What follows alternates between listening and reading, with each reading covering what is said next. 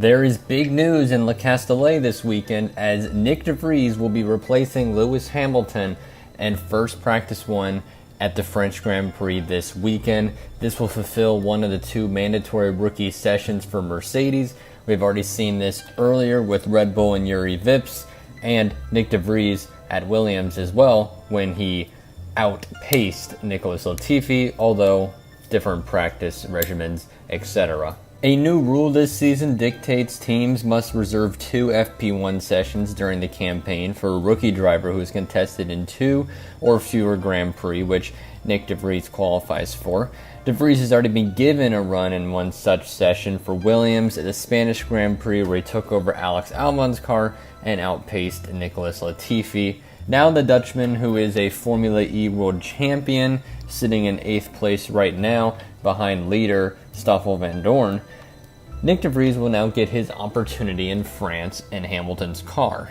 I am surprised that this didn't happen in the Netherlands. The 27-year-old Nyck De Vries is the Mercedes F1 reserve driver and has represented the team at the Abu Dhabi end of session test for the last 2 years. From Toto Wolff, Nyck is replacing Lewis in first practice this weekend as part of the allocated sessions for young drivers this year, so we're looking forward to seeing how it goes on, confirmed Mercedes team principal Toto Wolff. Despite no longer being a prodigy at 27 years old, Nyck De Vries has some time to be considered one of the most likely candidates for promotion to an F1 race seat. He was strongly linked with Williams earlier in the year after rumors of Nicholas Latifi being taken out of the team, but that has now gone towards the eyes of Oscar Piastri, and he was also looked at in favor of Alex Albon or Guan Yu Zhou, but more on that later.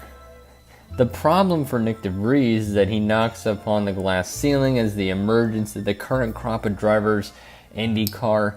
It's just going to be hard for Nyck De Vries to get into Formula One. So, being in a practice session in a top 3 car, we'll have to see how he runs. As mentioned, he outperformed his teammate in the Williams. How will Nyck De Vries do in this practice session? Will he be given a qualifying pace run program, and is he going to be able to potentially put in a top 5 time? Lewis Hamilton will return to the car though for FP2 at a circuit which should suit characteristics of W13, as he and George Russell are going to try out those new Mercedes upgrades. There definitely has been quite a bit of talk about him being in this rookie situation where you can get 2 tests, being that he's 27 years old, but that has more to say about the Mercedes Academy than anything, as this rookie and former Dutchman teammate Max Verstappen is younger than him and has been racing in Formula One for years on years.